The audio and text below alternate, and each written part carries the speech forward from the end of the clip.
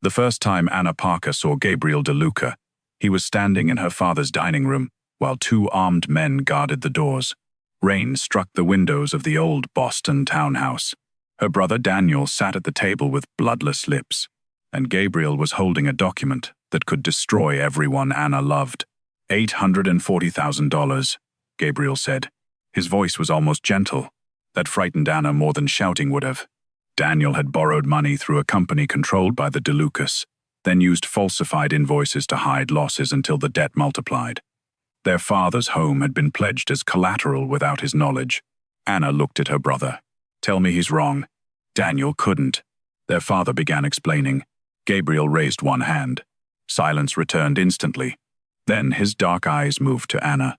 She wore ordinary black pants and a gray sweater. She had come straight from work after Daniel's frantic call, expecting another family emergency she would somehow be expected to repair. She hadn't expected Gabriel DeLuca. Everyone in Boston knew the name. Restaurants opened because Gabriel permitted them to. Businesses disappeared because Gabriel stopped permitting them to. Men twice his age lowered their voices when he entered a room. Yet what unsettled Anna most was how still he was. No threats, no performance, just absolute control. "What happens now?" she asked. Daniel whispered, "Anna." She ignored him. "Gabriel studied here. Your brother owes me money he doesn't have. And your family loses everything attached to his guarantee." Her father went pale. Anna's anger sharpened. "At least say it honestly. Daniel loses nothing. Everyone else pays for what Daniel did." Something changed in Gabriel's expression. Barely. But she saw it.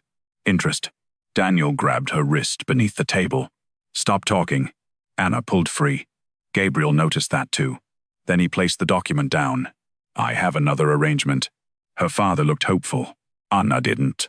Gabriel's gaze remained on her. "Marry me." Nobody moved. Daniel actually laughed once, as if his mind had rejected the sentence.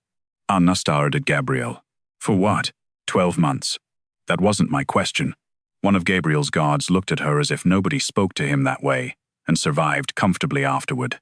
Gabriel merely answered, "My family council requires stability. I require a wife. Your family requires this debt erased." Anna understood immediately. "A transaction. What happens after 12 months? You leave with the debt extinguished and $5 million. No." Daniel's chair scraped backward. "Anna." She looked at Gabriel. "I'll marry you to erase what my brother owes. I won't accept payment for doing it." For the first time, Gabriel seemed genuinely surprised. "You're refusing $5 million? "Yes." "Why?" "Because then Daniel's debt just becomes mine." The rain filled the silence. Gabriel watched her for several seconds. Then he said, "The wedding is Friday."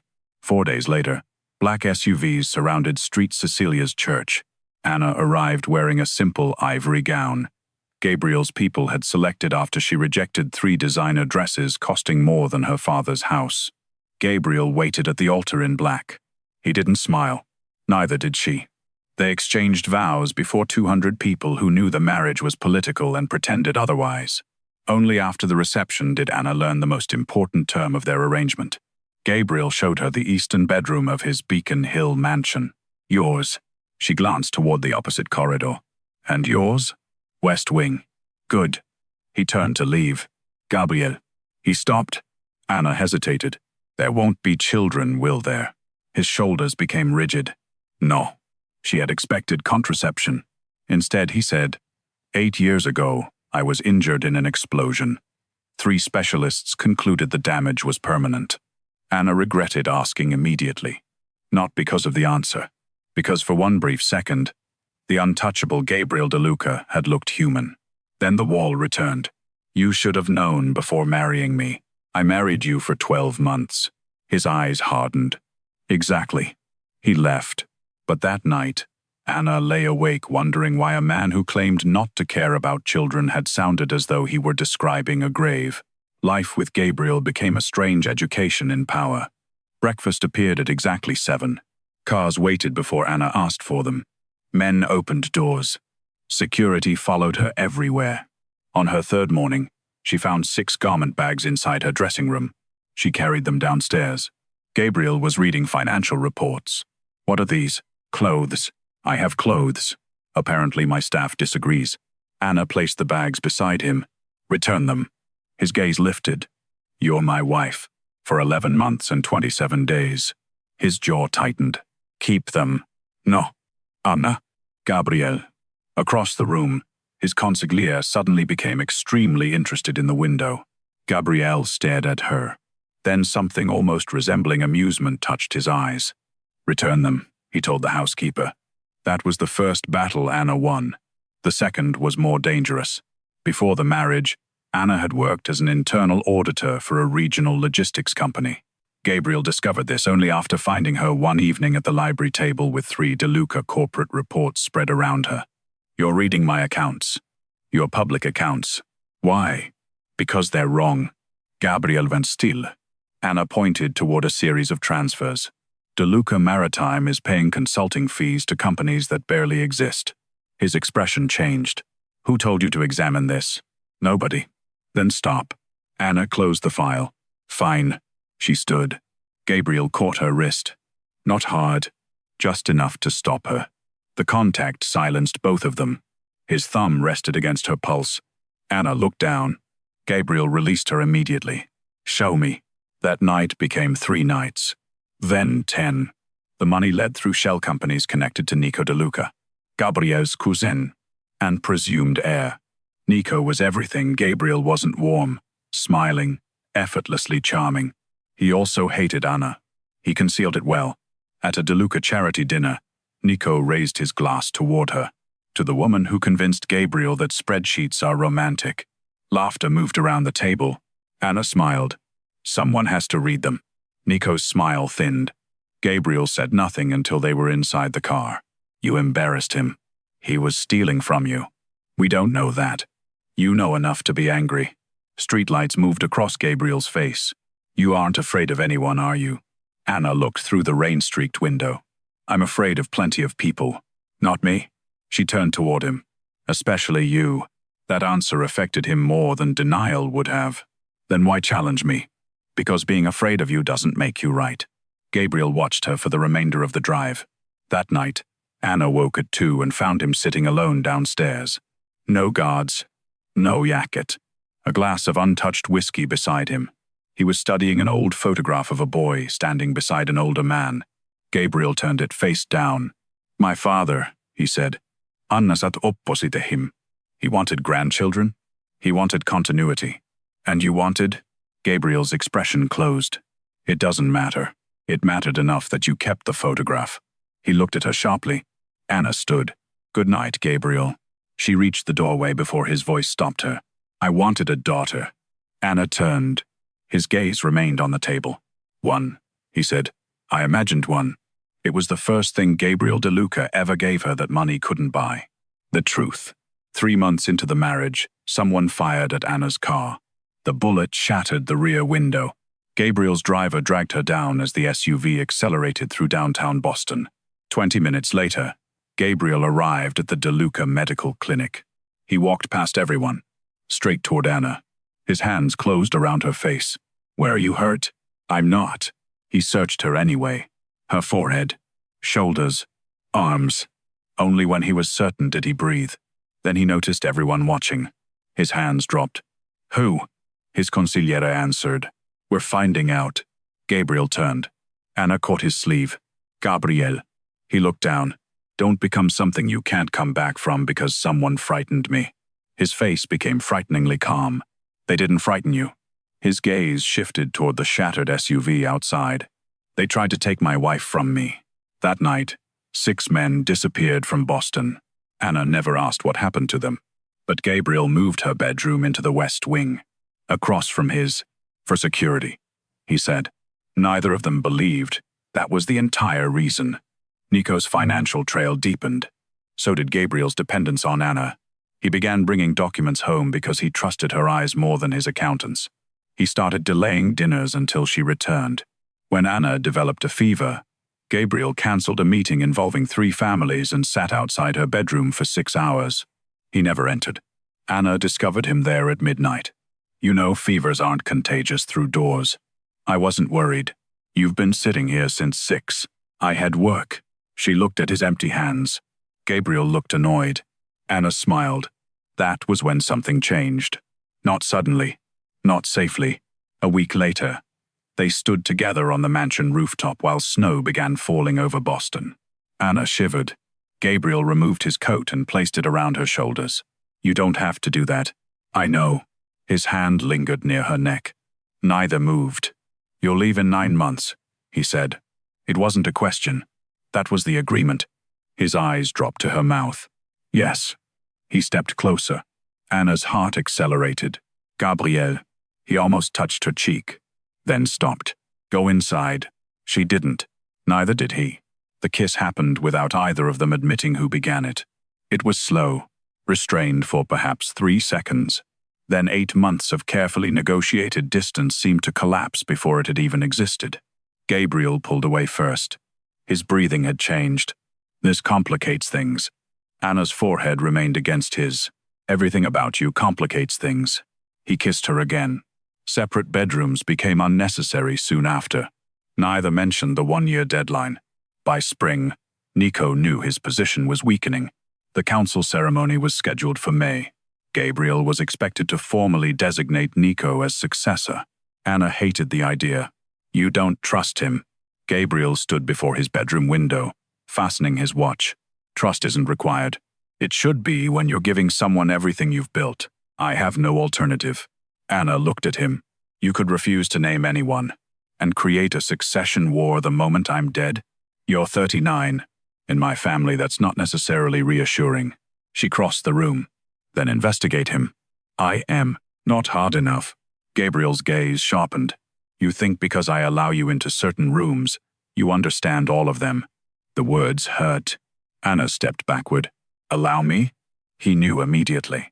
Anna. No. Finish. His jaw flexed. She waited. He didn't. Anna nodded. I thought I was your wife. You are. No. Apparently I'm someone you've allowed into certain rooms. She left. Gabriel didn't follow. That hurt more. 3 days passed with careful politeness. On the 4th, Gabriel returned home after midnight and found Anna packing. His expression changed instantly. The contract isn't finished. I'm not leaving. His shoulders loosened almost imperceptibly. Then why are you packing? Nico invited me to New York with the council wives. No. Anna stared at him. Excuse me? You're not going. You don't decide where I go. I do when intelligence suggests Nico's people may be connected to the attack on your car. Silence. Anna slowly lowered the dress in her hands. You knew? I suspected. And you didn't tell me. I was protecting you by letting me sit beside him at dinner. Gabriel stepped closer. I had men around you every second. You should have trusted me. His composure cracked. Trust you? His voice remained quiet, but something raw moved beneath it. I trust you more than anyone alive. That's the problem. Anna froze. Gabriel's eyes held hers. You were supposed to be here 12 months. You were supposed to cost me nothing except a signature. He came closer. Now every room feels wrong when you're not in it. Her anger disappeared. Gabriel, if Nico touches you, there won't be enough diplomacy in this city to stop what I do. There it was. Not love. Gabriel wasn't ready for that word. But something more dangerous than possession had replaced the contract. Fear.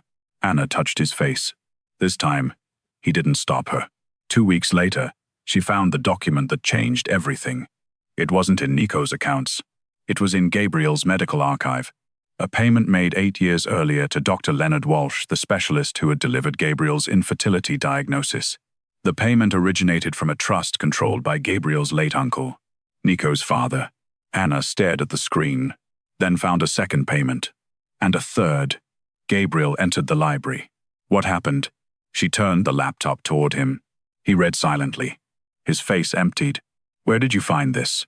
An archived subsidiary. Gabriel called his consigliere. Find Walsh. Gabriel.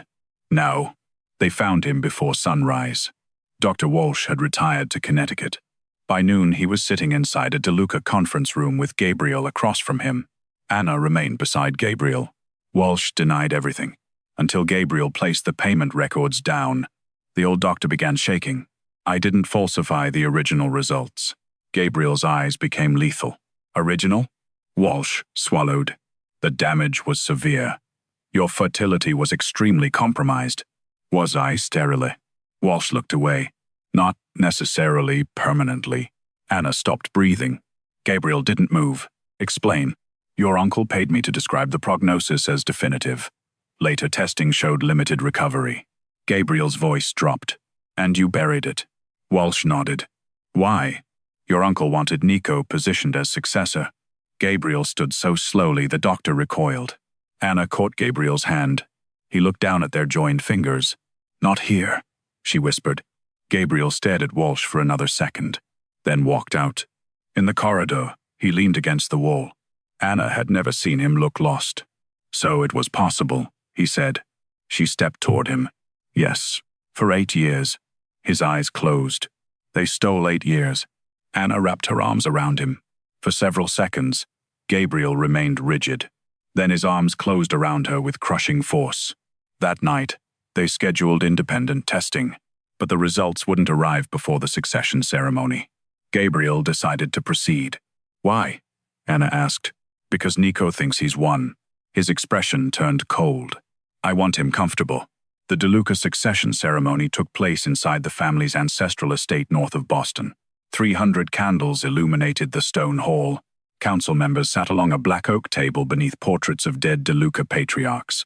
Nico stood near the front, confident, smiling. Anna sat beside Gabriel. But something was wrong. The room felt too warm. Her stomach rolled. She hadn't eaten much that morning. Gabriel leaned closer. You're pale. I'm fine. You're not. Across the room, Nico watched them. The council elder rose. Gabriel DeLuca has requested this gathering to address succession. Anna's hearing became distant. She reached for Gabriel's hand. He turned instantly. Anna? The candles blurred. Then the floor disappeared. Gabriel caught her before she struck it. Chaos erupted. He lifted her into his arms. Get the doctor. The council elder tried to speak. Gabriel's head snapped toward him. Not another word. Everyone fell silent. He carried Anna through the hall while Nico watched. The family physician examined her inside a private bedroom. Gabriel refused to leave until Anna whispered, I'm okay. You fainted. Apparently. That isn't okay. The doctor requested blood work. Gabriel paced outside. 20 minutes later, the physician emerged. He looked terrified. Gabriel stopped. What? The doctor glanced toward the council chamber. Then, back at Gabriel. Sir, say it. Mrs. DeLuca is pregnant. Nothing moved. Gabriel stared at him. No. The doctor swallowed. I repeated the test. Gabriel's face lost all color. How far? Approximately 8 weeks. Gabriel stepped backward, and behind him came a quiet voice. Congratulations, cousin. Nico stood at the corridor entrance, smiling. Although, his smile widened. Considering everyone in this family knows you can't father children, perhaps congratulations belong to someone else. Gabriel went completely still. Anna had reached the bedroom doorway. She heard every word. So did the council members gathering behind Nico. The scandal traveled across their faces instantly. Anna looked at Gabriel. For one terrible second, he looked back at her without speaking. That second broke her heart. You believe him? Gabriel's expression shifted. Anna, do you? No. Nico laughed softly. Then biology has become remarkably flexible. Gabriel crossed the corridor before anyone could react. He seized Nico by the collar and drove him against the wall. Say another word about my wife. Nico's smile vanished. Gabriel's voice was almost a whisper. I'll bury your future before sunset. Anna stared at him. He had chosen her. Before proof. Before certainty. Before the entire DeLuca family. Her eyes filled. Gabriel released Nico and walked directly to her. He touched her face. 8 weeks? She nodded. I didn't know. I know. You believe me? His expression hardened with something almost wounded. I would burn this family to the ground before I believed you betrayed me. Nico moved first. By nightfall, rumors had reached rival families. Gabriel's authority was questioned. The pregnancy was being called proof that the DeLuca boss couldn't control his own household. Then the independent medical results arrived. Gabriel was not sterile. His fertility was severely reduced. but possible. Anna's pregnancy was medically extraordinary. Not impossible. Gabriel stared at the report for a long time, then laughed once. Anna had never heard that sound from him. She started crying. Gabriel crossed the room and dropped to his knees in front of her. His hand hovered over her stomach. He didn't touch. May. Anna nodded. His palm settled carefully against her. The most feared man in Boston looked frightened. What if something happens? We'll handle it. What if I lose you? Anna touched his cheek. You don't get to live every good thing as if it's already gone. His eyes lifted. I don't know how to do this. Neither do I. He rested his forehead against her stomach. For once, Gabriel DeLuca allowed himself to look defenseless. Only for her. The peace lasted 11 minutes. Gunfire shattered the mansion windows. Gabriel threw Anna behind the marble kitchen island as guards flooded the corridor. Nico had made his final movie. If Gabriel produced a biological heir, Nico's claim vanished forever. So Anna and the unborn child had become targets. Gabriel covered her body with his. Glass rained across his black suit. Stay down. Gabriel. Stay down. His men returned fire. A vehicle exploded beyond the gates. Smoke filled the courtyard. Gabriel moved Anna through a hidden passage toward an armored SUV. Halfway there, a man emerged from the service corridor. Gabriel fired once. Anna flinched. Gabriel turned immediately. Look at me. She did. Only me.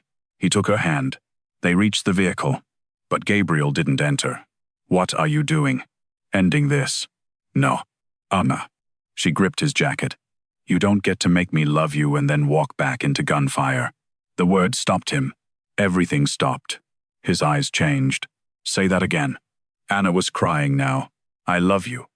You impossible man. Gunfire echoed outside. Gabriel kissed her forehead. I've loved you since you returned $5 million without blinking. Despite everything, she almost laughed. That's your confession? It's the one you get until I come back. He closed the armored door, then turned toward the war Nico had started. Nico was captured before dawn, alive. Gabriel wanted answers more than revenge. The evidence uncovered afterward was devastating. Nico's father had bribed Gabriel's physician 8 years earlier. Nico had continued paying intermediaries to suppress follow-up records. He had manipulated company accounts to build an escape fund. And when Anna discovered the transfers, he had ordered the attack on her car. At an emergency council meeting, Gabriel placed every document on the table. Then he placed the medical report beside them. My wife is carrying my child. Nobody spoke. Gabriel looked toward Nico. You spent 8 years waiting to inherit what you couldn't earn. Nico's face twisted. That child doesn't make you stronger. No. Gabriel's gaze moved toward Anna standing at the doorway. She does. He stripped Nico of every position and turned evidence of his financial crimes over to authorities through legitimate DeLuca attorneys. The criminal empire Gabriel inherited would not disappear overnight. But something inside him had changed. For the first time, he began dismantling the parts that could someday threaten the family he had never believed he would have. 11 months after Anna Parker signed a 1-year marriage contract, Gabriel found her standing on the same rooftop where they had first kissed. Boston glittered beneath them. Spring rain moved across the skyline. Her pregnancy was visible now. Gabriel approached carrying a folder. Anna eyed it suspiciously. Another contract? The original. He handed it to her. The 12-month termination clause had been crossed out. Anna looked up. You can't modify a contract without both parties agreeing. I know. Then what is this? Gabriel removed a lighter. He burned the contract. Anna watched the paper curl into flame inside a metal bowl.